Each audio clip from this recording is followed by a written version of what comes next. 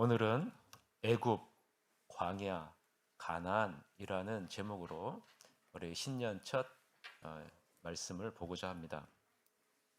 여러분, 애굽과 광야와 가나안은 우리 인생의 전체 여정을 보여주는 상징적인 단어입니다. 왜냐하면 우리는 모두 다 애굽과 광야 그리고 가나안을 경험할 것이기 때문이죠. 그럼 먼저 한번 애굽을 한번 살펴봅시다. 애굽은 우리가 태어나 자란 곳을 상징합니다. 우리 모두가 죄가 지배하는 이 세상에서 죄인으로 태어났고 이 세상에서 자랐죠. 그래서 이 세상이 추구하는 정체성을 갖고 살아갑니다. 이스라엘 백성들도 마찬가지였습니다. 430년이라는 긴 기간 동안 애굽에서 머물게 되자 하나님의 선민이라는 고유한 이스라엘 백성들의 정체성은 사라지게 되었죠. 출애굽기 12장 40절에서부터 42절에 보면 이스라엘 자손이 애굽에 거주한 지 430년이라 430년이 끝나는 그날에 여호와의 군대가 다 애굽 땅에서 나왔은즉 이 밤은 그들을 애굽 땅에서 인도하여 내심으로 말미암아 여호와 앞에 지킬 것이니 이는 여호와의 밤이라 이스라엘 자손이 다 대대로 지킬 것이니라 라고 기록하고 있습니다. 430년이라는 긴 기간이 하나님의 선민이라는 하나님의 백성의 정체성을 버리게 했고 애굽이라는 새로운 정체성을 취하게 한 것이죠. 그런데 중요한 것은 야곱이나 요셉은 그들이 비록 애굽에 들어와 살았지만 심지어 애굽의 총리가 되었지만 자신의 정체성이 애굽에 있지 않다라는 사실을 알고 있었습니다. 자신의 정체성은 하나님이 약속하신 가나안 땅에 있음을 알고 있었던 인물이 바로 야곱과 요셉입니다. 그래서 야곱은 죽을 때 다음과 같은 유언을 남기죠. 창세기 49장 29절부터 33절에 보면 그가 그들에게 명하여 이르되 내가 내 조상들에게로 돌아가리니 나를 햇사람 에브론의 밭에 있는 굴에 우리 선조와 함께 장사하라. 이 굴은 가나안 땅 마므레야 막벨라 밭에 있는 것이라. 아브라함이 햇사람 에브론에게서 밭과 함께 사서 그의 매장지를 삼았으므로 아브라함과 그의 아내 사라가 거기에 장사되었고 이삭과 그의 아내 리브가도 거기 장사되었으며 나도 레아를 그곳에 장사하였노라. 이 밭과 거기 있는 굴은 햇사람에게서 산 것이니라. 야곱이 아들에게 명하기를 마치고 그 발을 침상에 모으고 숨을 거두니 그의 백성에게로 돌아갔더라 라고 이렇게 유언을 남겼죠. 아브라함과 그의 아내 사라와 이삭과 그의 아내 리브가 그리고 레아가 매장되어 있는 가나안 땅에 자신을 매장하라 라는 유언을 남겼습니다. 여러분, 이것이 무엇을 상징할까요?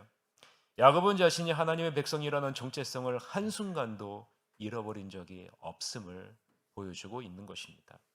애굽의 총리로였던 요셉도 자신의 죽음 앞에서 다음과 같은 유언을 남기죠. 그리고 이것이 창세기의 마지막 부분입니다. 창세기 50장 24절에서부터 26절 한번 보세요. 요셉이 그의 형제들에게 이르되 나는 죽을 것이나 하나님이 당신들을 돌보시고 당신들을 이 땅에서 인도하여 내사 아브라함과 이삭과 야곱에게 맹세하신 땅에 이르게 하시리라 하고 요셉이 또 이스라엘 자손에게 맹세시켜 이르기를 하나님이 반드시 당신들을 돌보시리니 당신들은 여기서 내 해골을 메고 올라가겠다 하라 하였더라. 요셉이 110세의 죽음에 그들이 그의 몸에 향재료를 넣고 애굽에서 입관하였더라 라고 기록합니다.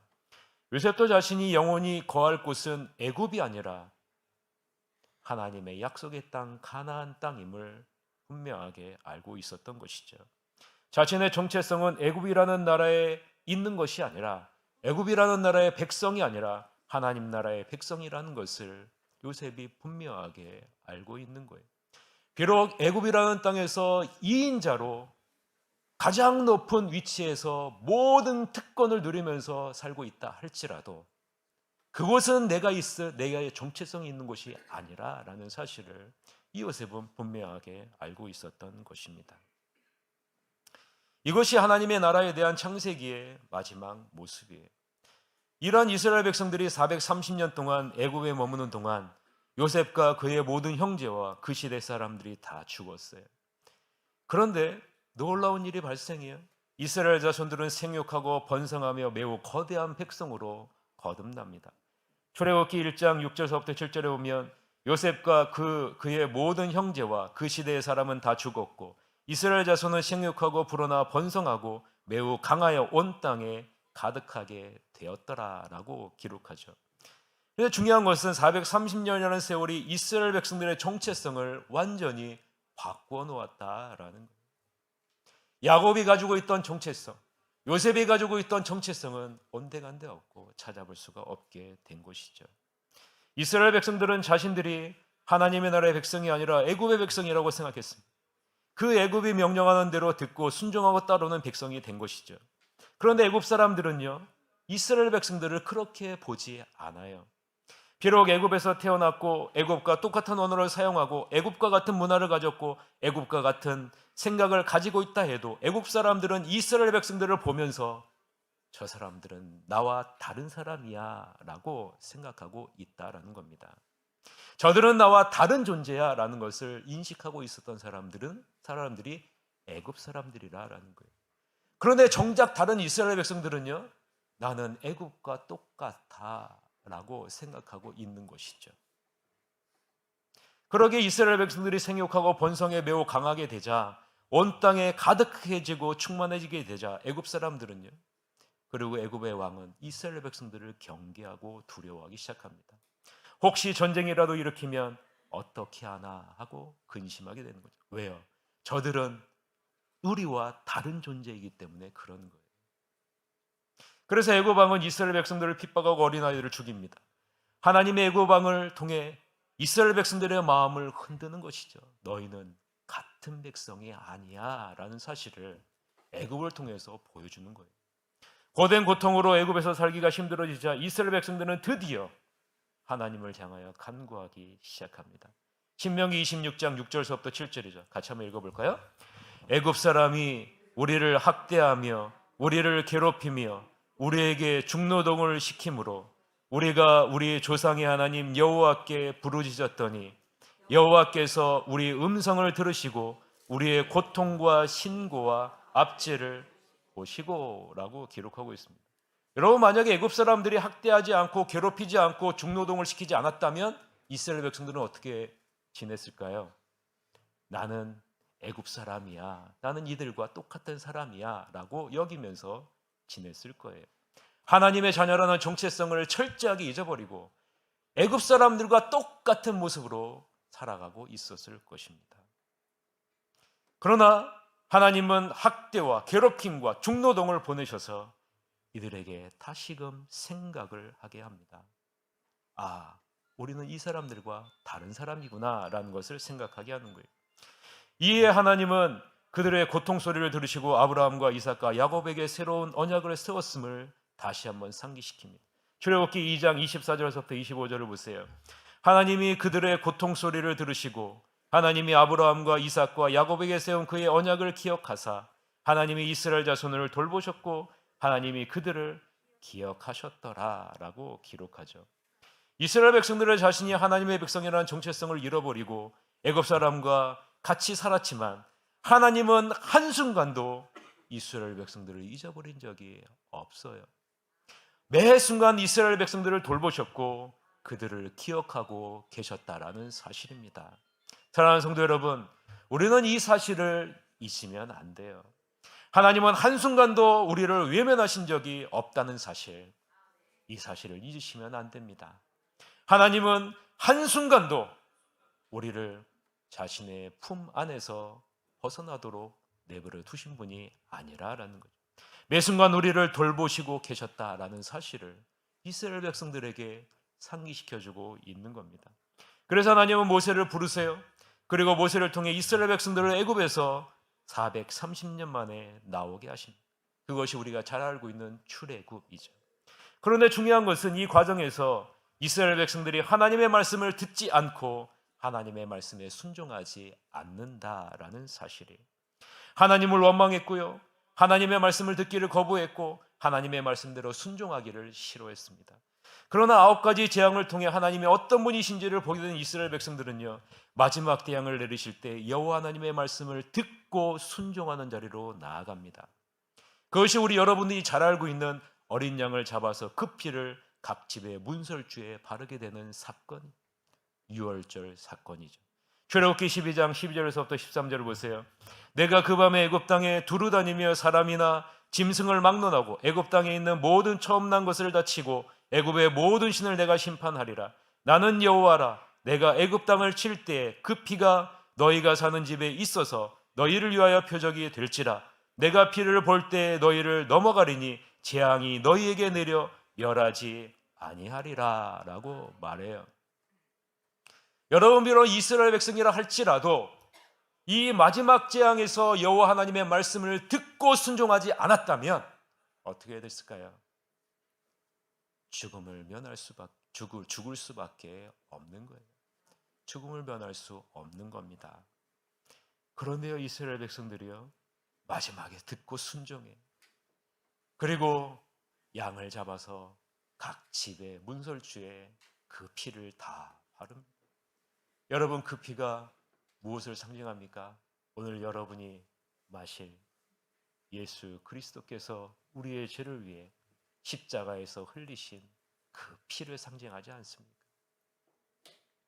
말씀을 듣고 그 말씀에 순종했을 때 이스라엘 백성들은 드디어 하나님의 능력과 권능을 경험하게 됐고, 그리고 애굽에서 430년 만에 나오게 되었다라는 사실입니다. 애굽의 정체성을 벗고 하나님의 자녀라는 정체성을 다시금 회복하게 된 것이죠. 자, 그러면 이스라엘 백성들은 이제 가나안 약속의 땅으로 들어가면 되죠. 애굽에서 나왔어요. 정체성을 회복했어요. 그러니 이제 하나님이 약속하신 가나안 땅으로 들어가기만 하면 되는 것 아니겠습니까?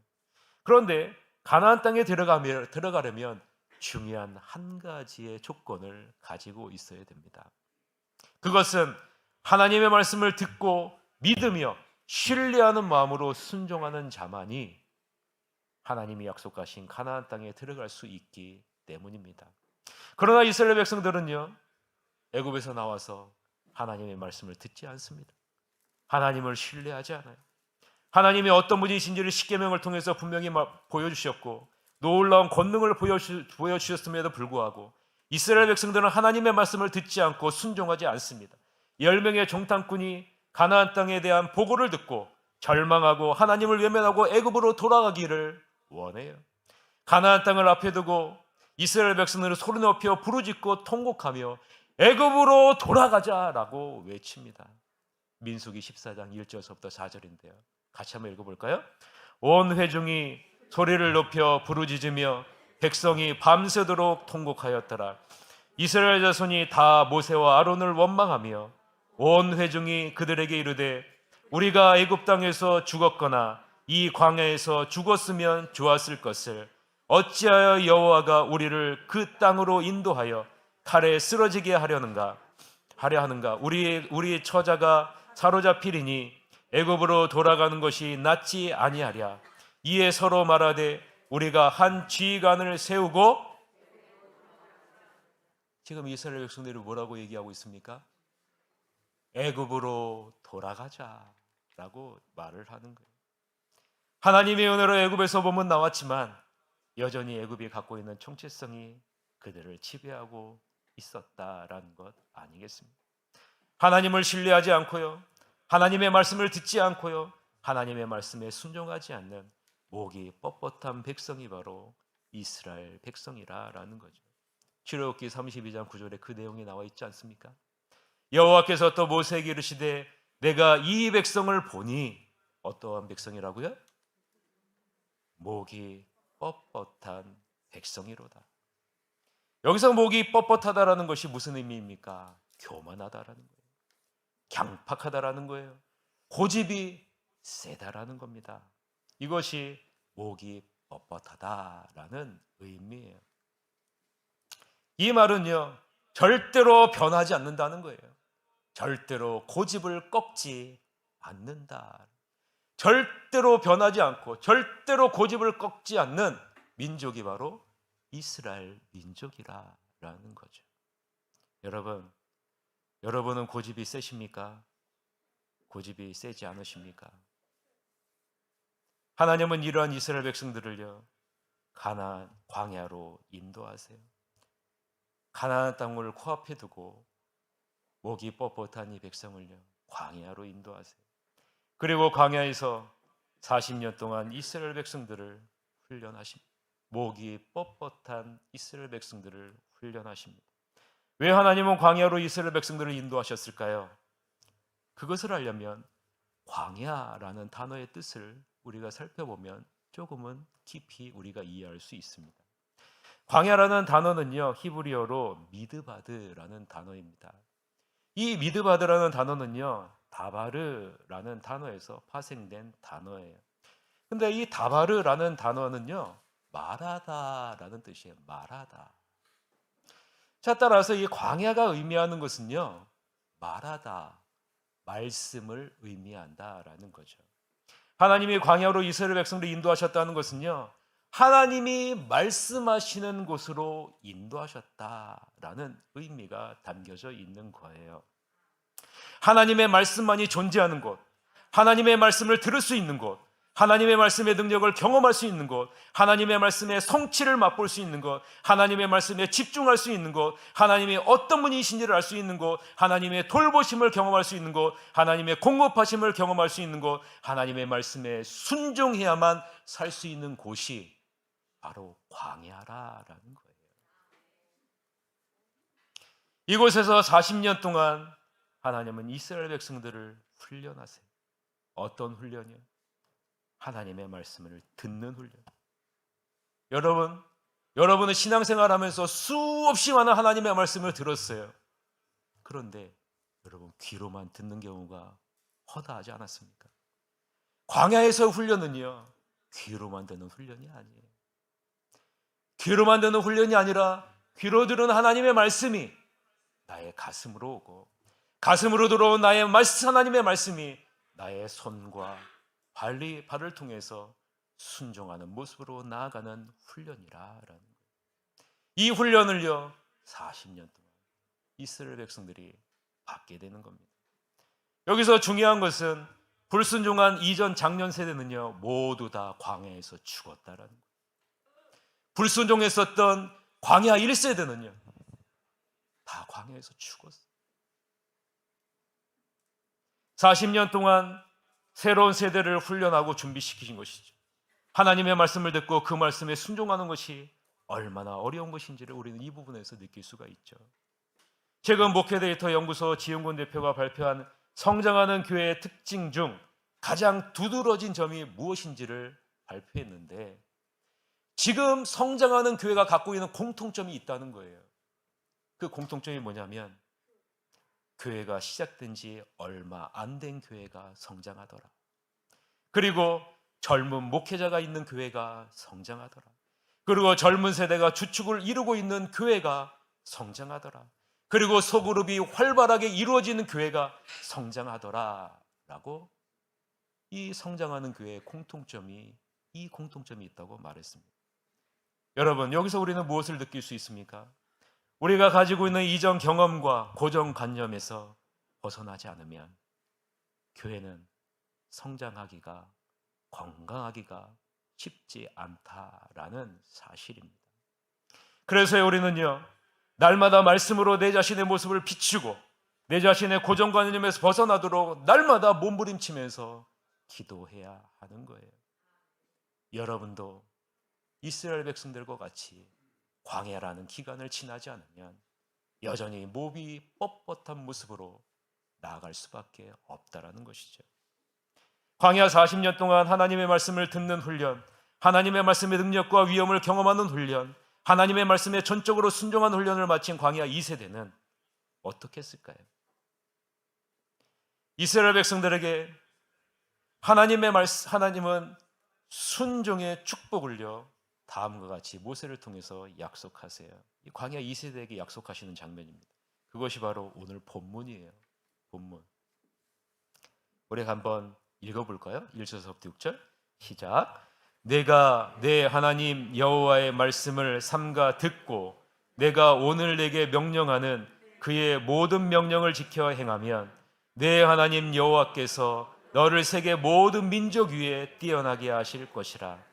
내가 내 하나님 여호와의 말씀을 청종하면 이 모든 복이 내게 임하며 내게 이르니니 성읍에서도 복을 받고 들에서도 복을 받을 것이며 내 몸의 자녀와 내 토지의 소산과 내 짐승의 새끼와 소 양의 새끼가 복을 받을 것이며 내 광저리와 떡반죽 그릇이 복을 받을 것이며 내가 들어와도 복을 받고 나가도 복을 받을 것이니라 라고 말합니다. 여러분, 40년의 기간을 끝내고 이제 가나안으로 들어가기 바로 직전에 하나님은 광야 2세대에게 다시 한번 약속을 상기시키는데 그 약속의 골자가 뭐냐? 너의 정체성은 하나님께 복받은 자녀라 라는 거예요. 너의 정체성은 이 세상으로부터 오는 복을 받는 자가 아니라 하나님께로부터 오는 복을 받는 자라라는 사실입니다. 이것을 잊지 말라는 거예요. 여러분 자신에게 한번 외쳐보세요. 나는 하나님의 복을 받는 자녀라. 이것이 여러분의 정체성이에요. 여러분이 이 세상에서 복을 찾는 자가 아니라 하나님께서 주시는 복을 찾는 자들이 바로 여러분들이라는 사실입니다. 잊지 말라는 거예요. 잊지 말라는 거예요. 그래서 여러분, 이 짧은 1절에서부터 6절 안에 복이라는 단어를 몇 번이나 반복하는지 아십니까? 7번을 반복해요. 7번을. 하나님의 말씀을 듣고 순종하는 자가 하나님의 백성의 정체성이요. 이 하나님의 자녀는 반드시 하나님께로부터 오는 복을 받아 누릴 수밖에 없는 자녀라라고 강조하고 있는 것입니다. 죄악된 이 세상의 음성을 듣고 그를 따라 순종하는 삶을 사는 자들이 아니라 하나님의 말씀을 듣고 순종하는 삶을 살아내는 자들이 바로 그리스도인이요. 이러한 자들에게 약속한 것이 바로 오늘 본문에 나오는 복이라라고 말씀하고 있는 겁니다. 어디에 있든지 어떤 환경에 있든지 어떤 상황에 놓였든지 하나님의 말씀을 듣고 순종하는 자리가 하나님의 복이 임하는 자리가 될 것이라고 말하고 있는 것입니다. 저는요, 새하늘교회 성도 여러분들이 이 복을 누리는 2023년이 되었으면 좋겠습니다. 아멘입니까? 아멘. 여러분은 하나님이 약속하신 복을 풍성히 누리면서 사셨다고 생각하십니까? 여러분 자신에게 한번 질문을 한번 해보세요. 나는 지금까지 하나님이 이 약속하신 복을 풍성히 누리면서 살았다 라고 생각하십니까? 아마도 대부분은 그렇지 못하다라고 생각할 수 있어요. 그럼 그 이유가 무엇일까요? 하나님은 분명하게 말하고 있습니다. 하나님의 말씀을 귀로만 들었고 하나님의 말씀대로 순종하는 삶을 살아내지 않았기에 내가 약속한 복을 너희들이 풍성히 누리지 못했다라는 거죠. 하나님이 약속하신 복을 누리고 하나님이 약속하신 땅에 들어가려면 반드시 하나님의 말씀을 듣는 귀와 순종하는 손과 발이 있어야 하기 때문입니다. 놀라운 것은 가나안 땅을 앞에 둔 광야 2세대는 하나님의 말씀을 귀로만 듣지 않고 마음으로 듣고 그 말씀을 순종하는 자리로 나아갔다라는 사실이에요. 자, 여호수아 1장 8절부터 11절에 보면 여호수아가 이 말을 합니다. 이 율법책을 내 입에서 떠나지 말게 하며 주야로 그것을 묵상하여 그 안에 기록된 대로 다 지켜 행하라. 그리하면 내 길이 평탄하게 될 것이며 내가 형통하리라. 내가 내게 명령한 것이 아니냐. 강하고 담대하라. 두려워하지 말며 놀라지 말라. 내가 어디로 가든지 내 하나님 여호와가 너와 함께하느니라 하시니라. 이에 여호수아가 그의 백성들의 관리들에게 명령하여 이르되 진중에 두루 다니며 그 백성에게 명령하여 이르기를 양식을 준비하라. 사흘 안에 너희가 이 요단을 건너 너희 하나님 여호와께서 너희에게 주사 너희에게서 차지하게 하시는 땅을 차지하기 위하여 들어갈 것임이니라 하라라고 말해요. 자, 여호와 하나님이 여호수아에게 말씀하셨어요. 그리고 여호수아가 지금 이스라엘 백성들에게 광야 2세대에게 말한 거예요. 무슨 말이에요? 준비하라, 들어가자라는 거죠. 이때 광야 2세대 이스라엘 백성들의 반응이 굉장히 중요합니다. 어떤 반응을 보이는지 여호수아 1장 16절서부터 18절 같이 한번 읽어봅시다. 그들이 여호수아에게 대답하여 이르되 우리가 다 행할 것이요 당신이 우리를 보내시는 곳에는 우리가 가리이다. 우리는 범사에 모세에게 순종한 것 같이 당신에게 순종하려니와 오직 당신의 하나님 여호와께서 모세와 함께 계시던 것 같이 당신과 함께 계시기를 원하나이다. 누구든지 당신의 명령을 거역하며 당신의 말씀을 순종하지 아니하는 자는 죽임을 당하리니 오직 강하고 담대하소서라고 말해요. 40년 동안 하나님의 말씀을 듣는 훈련을 받은 광야 2세대, 40년 동안 하나님의 말씀에 순종해야만 살 수 있음을 알게 된 광야 2세대는요, 여호수아의 이 말 앞에 어떻게 해요? 순종하는 자리로 나아갑니다. 무엇을 각오하고요? 죽음을 각오하고 순종하는 자리에 나아갑니다. 하나님의 말씀을 듣고 그대로 순종합니다. 그 결과 광야 2세대 이스라엘 백성들은 하나님이 약속하신 가나안 땅으로 들어가게 되고, 그리고 하나님이 예비하신 복을 누리게 되죠. 사랑하는 성도 여러분, 여러분은 지금 어디에 있습니까? 애굽에 머물러 있습니까? 아니면 광야에 머물러 있습니까? 아니면 가나안 땅을 경험하면서 살아가고 있습니까? 2023년 새해를 시작하는 시점에서 저는 새하늘교회 모든 성도님들이 하나님의 말씀을 듣는 귀가 열렸으면 좋겠습니다. 단순히 귀로 듣고 끝나는 것이 아니라 삶이 변화되는 들음을 했으면 좋겠습니다. 그래서 내 마음대로 나의 고정관념대로 살았던 이전의 내 모습을 십자가에 못 박고 말씀에 순종하는 삶으로 나오셔서 하나님이 약속하신 들어와도 복을 받고 나와도 복을 받는 놀라운 복을 받으시는 여러분이 되시기를 바랍니다. 새하늘교회가 이제 지나온 40년을 십자가에 못 박고 이제 새롭게 시작했습니다. 어떤 마음으로 여러분은 2023년을 맞이하시겠습니까? 오직 하나님의 말씀에만 귀를 기울이겠습니다. 오직 그 말씀대로 순종하겠습니다. 이런 마음으로 시작하면 하나님은 여러분과 여러분의 가정에 이전에 경험해보지 못한 놀라운 능력을, 놀라운 복을 경험하게 해주실 것입니다. 이러한 복을 경험하는 여러분이 되시기를 주님의 이름으로 간절히 축원합니다.